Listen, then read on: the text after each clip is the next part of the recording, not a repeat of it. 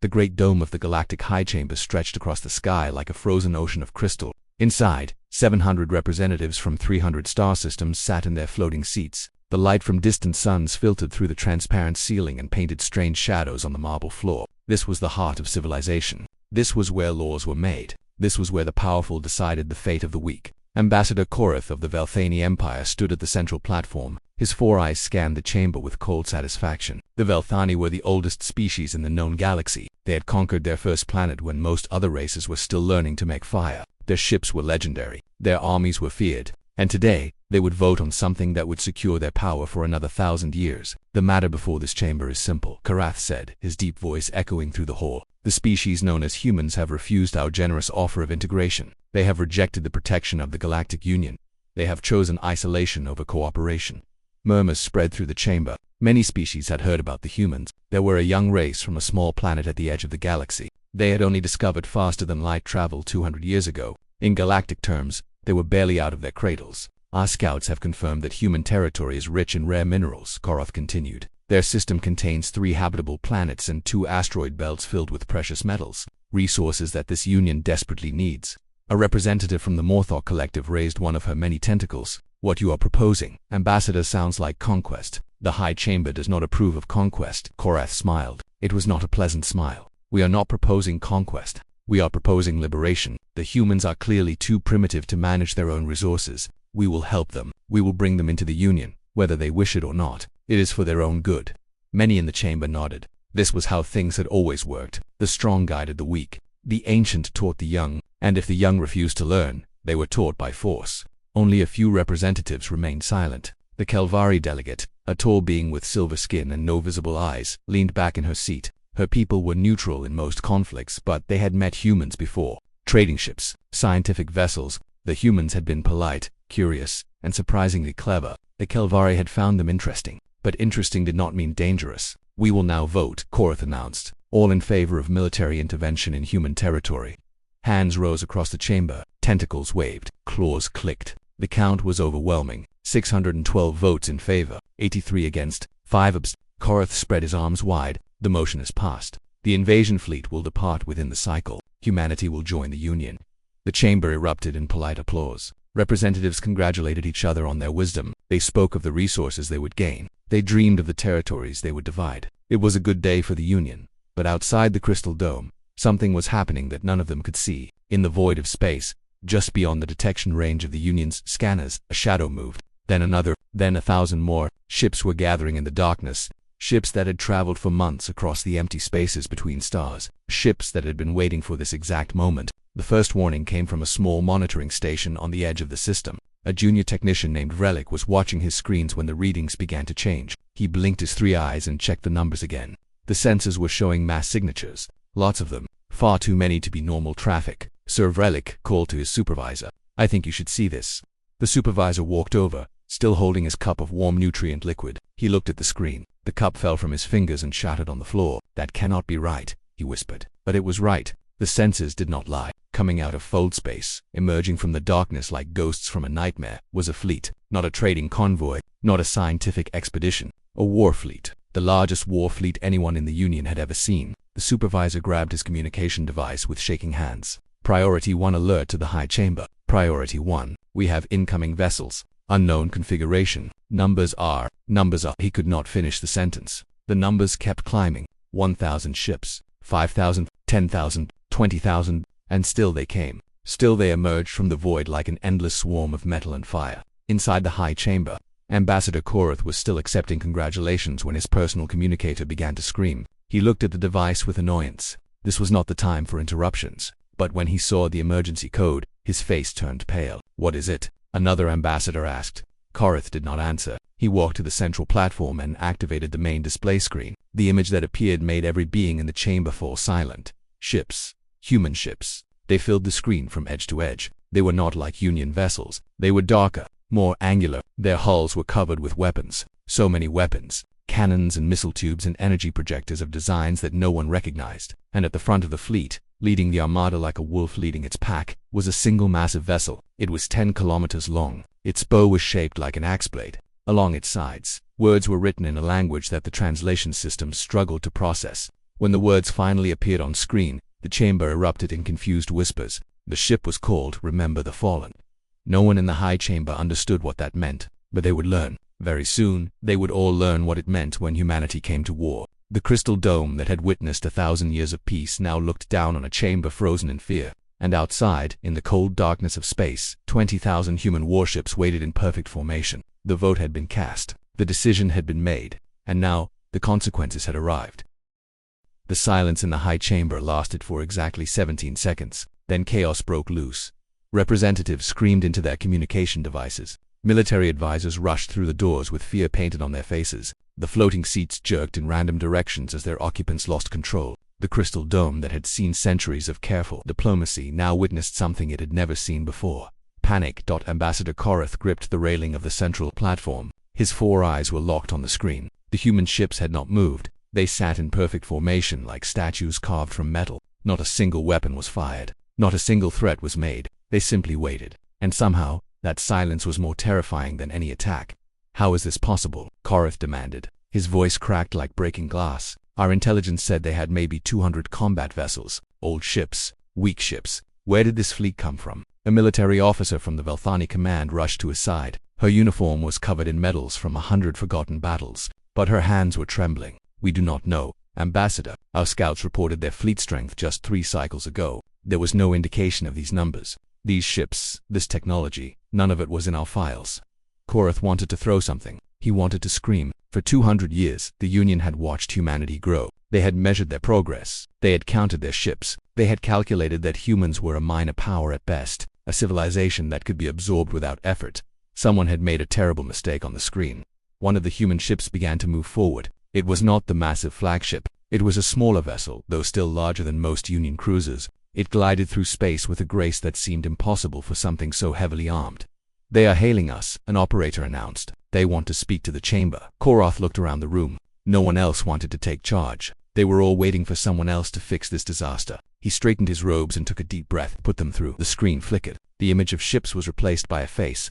A human face. She was female, with dark skin and hair cut short close to her skull. Her eyes were brown and calm. She wore a uniform of deep navy blue with golden symbols on her shoulders. Behind her, other humans worked at their stations in quiet efficiency.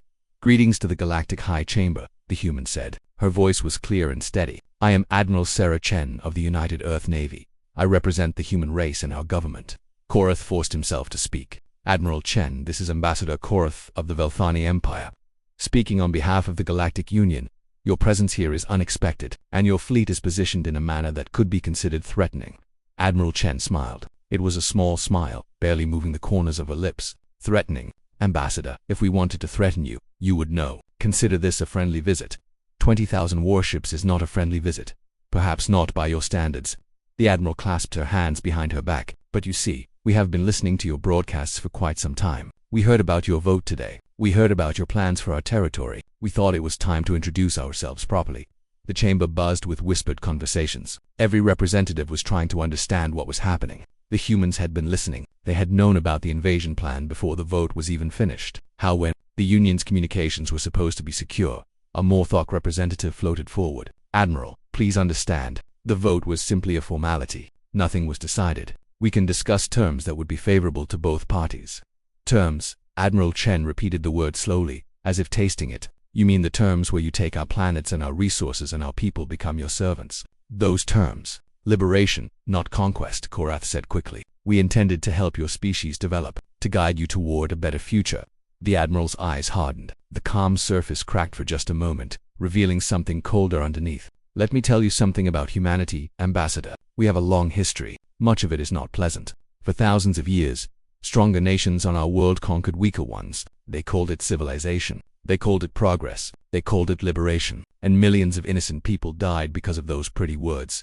She stepped closer to the screen. Her face filled the display. We learned something from that history. We learned that the strong will always try to take from the weak, unless the weak become strong themselves. So we built ships. We built weapons. We trained soldiers. Not because we wanted war, because we knew that one day, someone would come for us. Someone who thought we were too small to fight back. Korath felt his throat go dry. Admiral, surely we can negotiate. The Union has many enemies. Perhaps an alliance would benefit us both. An alliance? The Admiral laughed. It was not a happy sound. 30 minutes ago, You voted to invade our home. You talked about dividing our territory among your members. You called us primitive. You said we needed to be taught obedience. And now you want to be friends. No one in the chamber had an answer. Admiral Chen looked off screen for a moment. Someone handed her a data device. She glanced at it and nodded. Here's what is going to happen. First, you will cancel the invasion order. Publicly, right now, in front of everyone in that chamber. Second, you will recognize human territory as sovereign and untouchable. No Union ship enters our space without permission. Third, you will release every species that has been conquered in the last 200 years. Let them choose their own fate. They are not your property. The demands hit the chamber like physical blows. Release the conquered species. That would destroy half the Union's economy. Those worlds provided resources, labor, soldiers. Without them, the great empires would crumble. Those terms are impossible, Korath said. You are asking us to dismantle everything we have built. I am asking you to stop being tyrants. Admiral Chen's voice was quiet but carried through every speaker in the chamber. You have built your civilization on slavery and theft. You have crushed hundreds of species under your heel. You have called it progress, but it is nothing more than greed, dressed in noble words. She raised one hand and pointed directly at the camera. We came here to give you a choice. Accept our terms and change, or refuse and we will change you ourselves.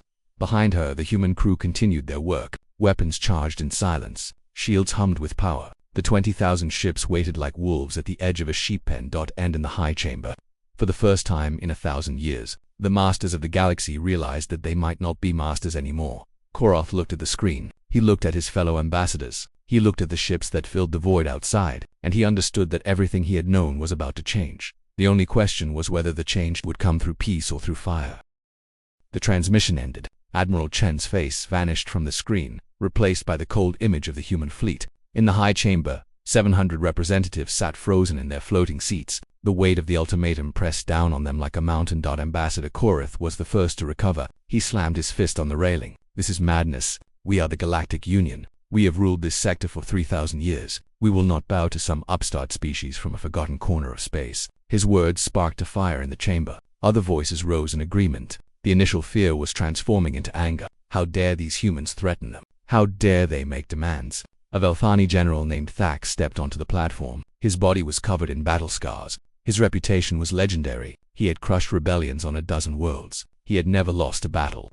Ambassador, give me command of the defense fleet. We have 8,000 ships stationed in this system. Combined with reinforcements from nearby sectors, we can gather 25,000 vessels within 3 cycles. The humans are outnumbered. We can destroy them. Korath hesitated. The numbers sounded good, but something about the human admiral's confidence bothered him. She had not seemed worried. She had delivered her demands like someone who already knew the outcome. The Kelvari delegate rose from her seat. Her silver skin reflected the light from the dome above. I advise caution. The humans clearly expected this confrontation. They came prepared, perhaps too prepared. We know nothing about their weapons or their tactics. Rushing into battle would be foolish.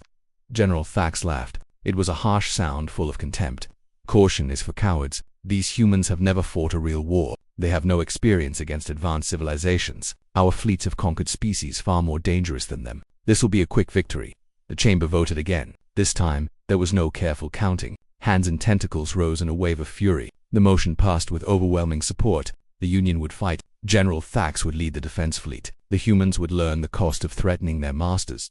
3 hours later, the Union fleet gathered in formation. 8,700 warships of every design spread across the void. Velthani dreadnoughts, Morthok destroyers, Krix fighters, the combined might of a dozen species united under one banner. It was a sight that had terrified countless enemies before. General Thax stood on the bridge of his flagship, the Eternal Conquest. He watched the tactical display with satisfaction. The human ships had not moved. They sat in their perfect formation like statues. Perhaps they were afraid. Perhaps they were reconsidering their foolish challenge. Signal the fleet, Thax ordered. Attack formation Gamma. We will strike their left flank first and drive them toward the asteroid field. Standard suppression tactics. His officers relayed the commands. The Union ships began to move. Engines flared blue and orange against the darkness. The distance between the two fleets shrank rapidly. At 5,000 kilometers, Thax gave the order. Open fire. 8,000 ships released their weapons at once. Energy beams of every color sliced through space. Missiles left trails of white smoke as they raced toward their targets. Plasma torpedoes glowed like miniature suns. It was the most powerful attack the Union had ever launched. The beams struck the human formation. And nothing happened. Thax blinked. The tactical display showed direct hits across the enemy fleet. But the human ships were still there. Their shields had not even flickered. The weapons that had destroyed civilizations simply vanished against an invisible wall. Impossible, Thax whispered. Before he could give another order, the humans responded. Their ships moved as one, flowing like water around the Union attack. They did not fire beams or missiles. Instead, small objects launched from their hulls. Thousands of them, millions of them. They spread through space like a swarm of metal insects. What are those? An officer shouted. The answer came seconds later. The objects reached the Union fleet and attached themselves to the ships. For a heartbeat, nothing happened. Then the electronics began to fail. Lights went dark. Engines stopped. Weapons systems crashed. One by one, the mighty warships of the Galactic Union went silent. General Thax watched in horror as his flagship lost power. The bridge fell into darkness, lit only by emergency lights that flickered weakly. Around him, officers screamed into dead communication devices. The eternal conquest was now nothing more than a floating piece of metal. Across the void, the same scene repeated itself. 8,000 ships disabled in less than 3 minutes. Not a single vessel destroyed. Not a single crew member killed. The humans had neutralized the entire fleet without firing a single lethal shot. A screen flickered to life on the darkened bridge. Admiral Chen's face appeared again. She looked exactly as calm as before. Behind her, human officers worked at their stations without hurry. General Thax, she said, I hope this demonstration was educational. We could have destroyed every ship in your fleet. We could have killed every soldier under your command. But that was not our goal. Our goal was to show you the gap between us. Thax tried to speak, but his voice would not come. He stared at the screen with eyes full of disbelief. Here is what you do not understand, Admiral Chen continued. Humanity spent 200 years preparing for this moment. We did not build a fleet. We built a weapon. We studied your technology, your tactics, your weaknesses. We created systems you cannot even imagine. Those devices attached to your ships are called neural disruptors. They shut down any electronic system within range. Your ships are not damaged. They are just sleeping. She leaned forward. We will restore power in exactly 1 hour. Your fleet can retreat to the high chamber station. You will have time to inform the representatives of what happened here. And then, perhaps, they will be ready to discuss our terms seriously. The screen went dark. In the silence of the dead bridge, General Thax finally understood the truth. The humans had never been the prey. They had never been the weak species waiting to be conquered. They had been watching, learning, preparing. And now, the hunters had become the hunted. The defeated fleet limped back to the high chamber station. Ships that had once seemed invincible now crawled through space like wounded animals. Their lights flickered uncertainly. Their engines sputtered with irregular power. The crews inside moved through corridors filled with the smell of fried circuits and broken pride. In the chamber itself, the mood had changed completely. The anger was gone. The bravado had evaporated. Representatives sat in their floating seats with the blank expressions of people who had just watched their world collapse. General Thax walked onto the central platform. He was still wearing his combat uniform, but it seemed to hang on his body differently now. The medals on his chest looked like decorations from another lifetime. He stood before the chamber and said the words that no Velthani warrior had ever spoken. We lost. The silence that followed was absolute. No murmurs, no whispers, nothing. Not just the battle. Thax continued. His voice was hollow. We lost everything. 8,000 ships neutralized in 3 minutes. 0 human casualties. 0 human ships damaged. They did not even need their weapons. They beat us with devices we have never seen before. Technology that makes our most advanced systems look like children's toys. Ambassador Korath stood slowly. His face had aged 10 years in the last few hours. What do you recommend? General X met his eyes. I recommend we accept their terms. All of them. The chamber erupted. Voices shouted in every language. Some demanded to keep fighting. Others called for immediate surrender. A few simply wept in their seats, unable to process the reality that their civilization had just been humiliated by a species they had dismissed as primitive. Through the chaos, a new signal arrived. A human shuttle was requesting permission to dock with the station. Admiral Chen wanted to speak with the chamber in person. The request sparked fresh debate, but there was no real choice. Refusing would only delay the inevitable. The shuttle was granted access. Guards were stationed at every entrance, though everyone knew they would be useless if the humans decided to attack. 20 minutes later, Admiral Chen walked into the high chamber.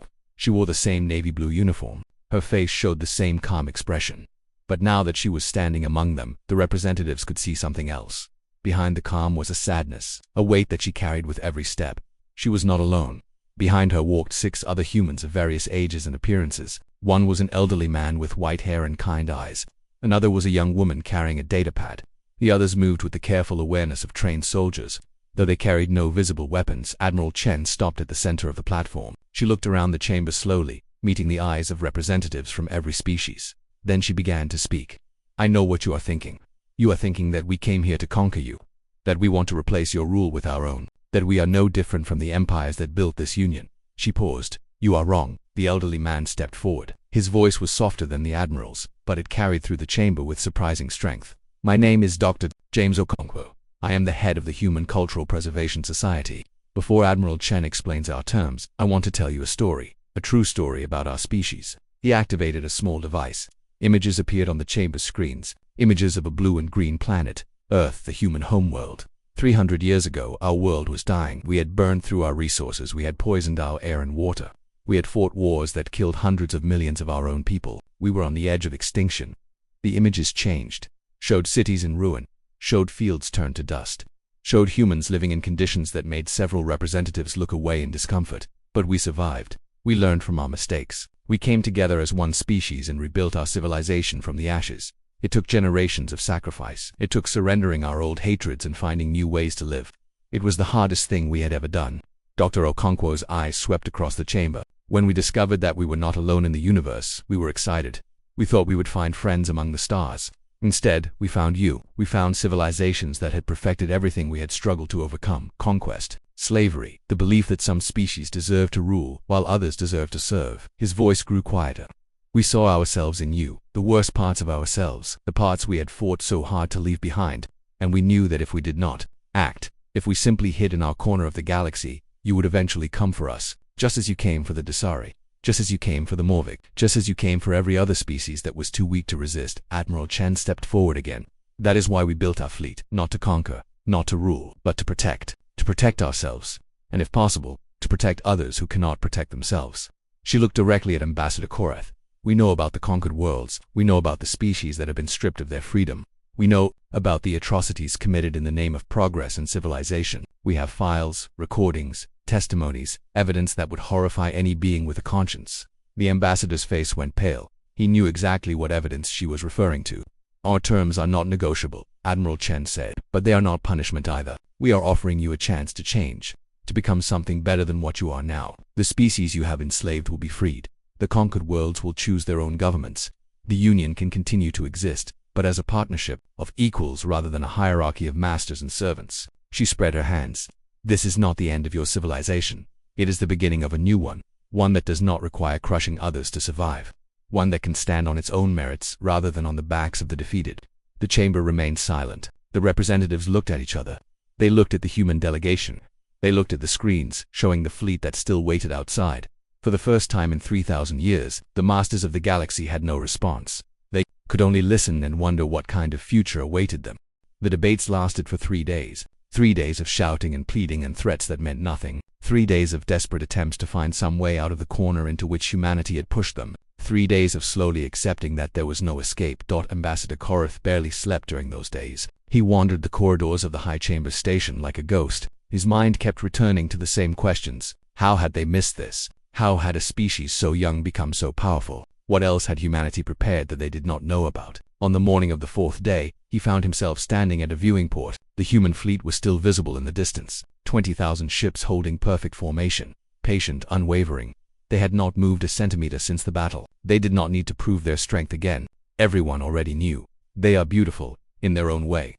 Korath turned. The Kelvari delegate stood behind him. Her silver skin caught the light from distant stars. Her eyeless face was turned toward the viewport. Beautiful. Korath repeated the word with disgust. They are invaders, conquerors wearing the mask of liberators. Are they? The Kelvari moved closer to the viewing port. I have watched many species rise and fall over my lifetime. The aggressive ones always destroy. They take what they want and leave ashes behind. But the humans disabled our fleet without killing a single soldier. They came with demands, but also with explanations. They offered change instead of death. Korath said nothing. He had no answer. I have spoken with some of them, the Kelvari continued. They're diplomats. They're scientists. They are strange beings. They carry a weight inside them, a memory of suffering that never quite fades. They understand pain in a way that we never have. Perhaps that is why they want to end it for others. That afternoon, the High Chamber gathered for the final vote. The seats were full. Every representative was present. The air hummed with tension and exhaustion. Admiral Chen stood at the central platform once more. This time, she was alone. Her delegation waited outside, giving the chamber space to make its decision. The terms remain unchanged, she said simply. Freedom for all conquered species. Sovereignty for all occupied worlds. The Union rebuilt as a coalition of equals. These are not suggestions. They are requirements. Korath rose from his seat. He looked older than he had ever looked before. His 4 eyes had lost their cold confidence. In their place was something new, something that might have been understanding. Admiral Chen, before we vote, I must ask you something. Your species could destroy us. You could take everything we have and leave us with nothing. Why do you hold back? Why do you offer mercy to those who showed you none? The Admiral was quiet for a long moment. When she spoke, her voice was softer than before. Because we know what it means to be broken. We know what it means to lose everything and have to start again. 300 years ago, we nearly destroyed ourselves. We stood on the edge of extinction and looked into the darkness, and somehow, we found the strength to step back. She looked around the chamber. We could punish you for what you have done. We could burn your worlds and scatter your people across the galaxy, but that would make us exactly what we have fought so hard not to become. Revenge is easy. Building something new is hard. We choose the hard path because it is the only one that leads anywhere worth going. The vote was called. One by one, representatives raised their hands. Velthani, Morthok, Krix, Dazari, species that had ruled and species that had served. The count grew steadily. When it was finished, the result was overwhelming. 687 votes in favor, 13 against, 0 abstentions. The High Chamber had accepted humanity's terms. In the weeks that followed, the galaxy began to change. Transport ships carried news to conquered worlds. Governments that had existed only in memory were rebuilt. Species that had forgotten what freedom felt like began to remember. It was chaotic. It was painful. It was beautiful. The human fleet remained in orbit around the chamber station for 30 days. They provided security while the transition took place. They offered advisors to help struggling governments find their footing. They shared technology freely and asked for nothing in return. On the 31st day, Admiral Chen returned to the chamber for the last time. The atmosphere was different now. Representatives looked at her with something other than fear, respect, perhaps, or curiosity about this strange species that had shattered their world and then helped them build a new one. We will be leaving now, she announced. Our ships will return to human space. We will continue to monitor the situation, but we trust that the Union will honor its commitments. Korath approached her. His posture was different. Smaller, more humble. Admiral, I must thank you. I do not fully understand why you have done this, but I am beginning to learn. Chen smiled. It was a genuine smile this time. Warm and tired and full of hope. Understanding takes time, Ambassador. We are patient. When you are ready, come visit us. See our worlds. Meet our people. Perhaps then you will understand. She turned and walked toward the exit. At the door, she paused and looked back at the chamber one last time. The galaxy is vast. There is room enough for all of us to thrive. Remember that. Remember that strength is not measured by how many you can crush, but by how many you can lift up. And then she was gone. The High Chamber sat in silence. Outside the crystal dome, the human fleet began to move. Ships that had arrived as harbingers of doom now departed as guardians of a new era. Their engines flared bright against the darkness. Their formation shifted into traveling configuration. At the head of the fleet, the massive flagship turned toward the distant stars. Its name still glowed along its hull. Remember the fallen. A reminder of what humanity had endured. A promise that they would never forget.